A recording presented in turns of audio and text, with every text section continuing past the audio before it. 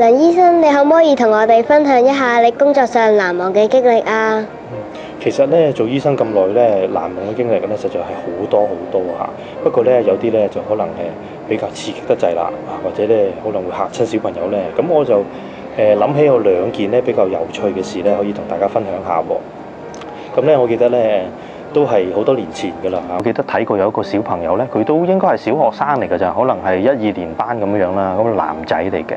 咁咧有一日咧，佢媽媽咧就帶佢嚟睇我喎。咁咧佢就話小朋友咧佢唞氣咧好似唞得好辛苦咁樣喎，唞氣即係呼吸唔暢順啦。咁咧就我哋需要幫佢問病歷啦，跟住要幫佢做身體檢查啦嚇。咁咧但係一路咧，譬如我哋用個聽筒聽下個肺部啊，咁啊冇乜特別嘢。我哋觀察下嗰個喉嚨咧，嗰個氣管咧，亦都見唔到有異常嘅情況喎。咁最後咧，咁我就要睇一睇佢個鼻哥啦。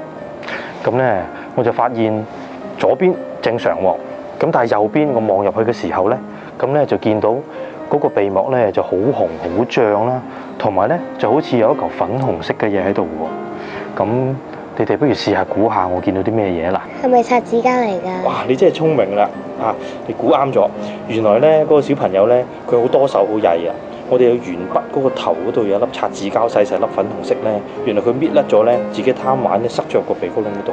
咁佢原來咧係晏晝已經塞咗落去，咁咧一路塞等到放學咧先至嚟睇醫生。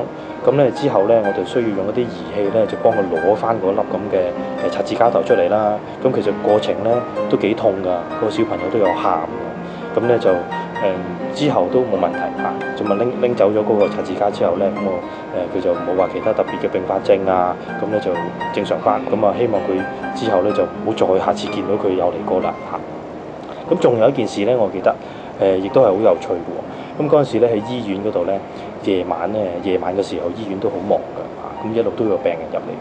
咁有一次咧，就有個病人咧就肚痛，即係大人嚟嘅。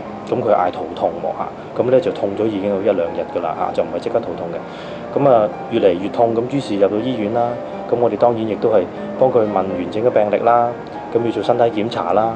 咁之後咧，亦都再安排咗一啲化驗嘅，譬如照 X 光啊，或者照超聲波啊咁樣啦。咁我哋想揾到個原因啊，點解佢肚痛啦咁。咁嗰陣時咧，我哋幾個醫生一齊睇嗰個病人嘅。咁咧，但係咧，我哋一路揾一路做檢查咧，都揾唔到個原因。咁之後佢嗰個病情仲惡化咗添，變咗發燒啊，嗰個肚痛咧加劇咗啊咁喎。咁嗰陣時咧，就有個高級嘅醫生咧，佢就做個決定啦。佢話：我哋唔可以再等落去啦咁我哋揾唔到原因咧，就話有可能要做一啲比較即係嚴重少少，我哋要開刀我哋咧要送個病人入手術室咧，就要可能要打開個肚，睇下佢裏邊個肚發生咩事咯喎。咁打開咗個肚啦，咁我哋見到裏邊咧，就原來嗰個腹膜咧係有發炎嘅即係總之有一個炎症喺個肚嗰度啦。咁但係咧，我哋要揾個原因噶嘛，唔會無端端咁樣去發炎嘅喎，我哋個肚咁於是咧，我哋嗰陣時咧就將佢嗰個肚裏邊嗰啲腸咧全部攞晒出嚟，逐條揾。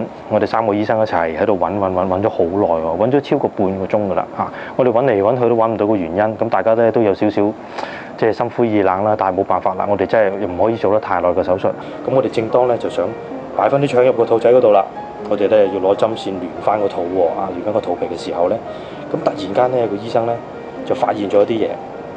原來佢見到咧喺個腸有一節嘅腸裏邊咧有個好細嘅尖咧，就篤咗出嚟喎。咁啊，於是咧即刻就攞起嚟睇清楚啦。我哋用個鉗咧就將個尖鉗騎住咧，好小心咁樣將佢掹出嚟。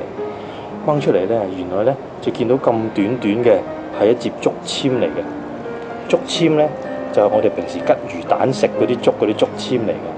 原來咧嗰個病人咧就係早2日咧，佢曾經喺街邊嗰度食過魚蛋啊，佢可能咧唔小心咧就嗰個竹籤入邊咧，佢就吞埋落個肚嗰度啊。於是隔咗1、2日之後咧，佢就肚痛腹膜炎，就去睇醫生咁啊，之後咧當然我哋拎走咗個竹籤啦，咁我哋當然要生翻埋個肚仔啦，咁啊之後再要食一個療程嘅藥啊，咁之後佢都康復翻，咁都好開心。咁我覺得呢件事咧就都非常之難忘嘅，因為咧其實如果嗰個病人咧，我哋唔係最尾一刻嗰陣時候發現咗個竹籤咧，如果我哋就咁幫佢生埋咗個肚仔咧，佢個病可能醫唔好㗎，可能會之後再會惡化，或者仲要做第二手術㗎。咁啊嗰個係一個好有趣嘅經歷，非常好彩咧就可以幫翻到個病人嘅。我以後都會小心食物㗎啦，唔會食埋啲竹籤落肚㗎啦。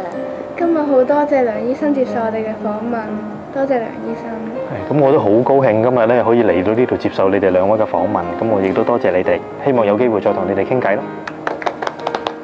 聽完梁醫生咁講之後，我以後都會同朱古力、糖果、薯片等等講拜拜啦，拜拜。聽完梁醫生嘅訪問之後，我對醫生呢份工作好感興趣啊！我決定我要做醫生啊！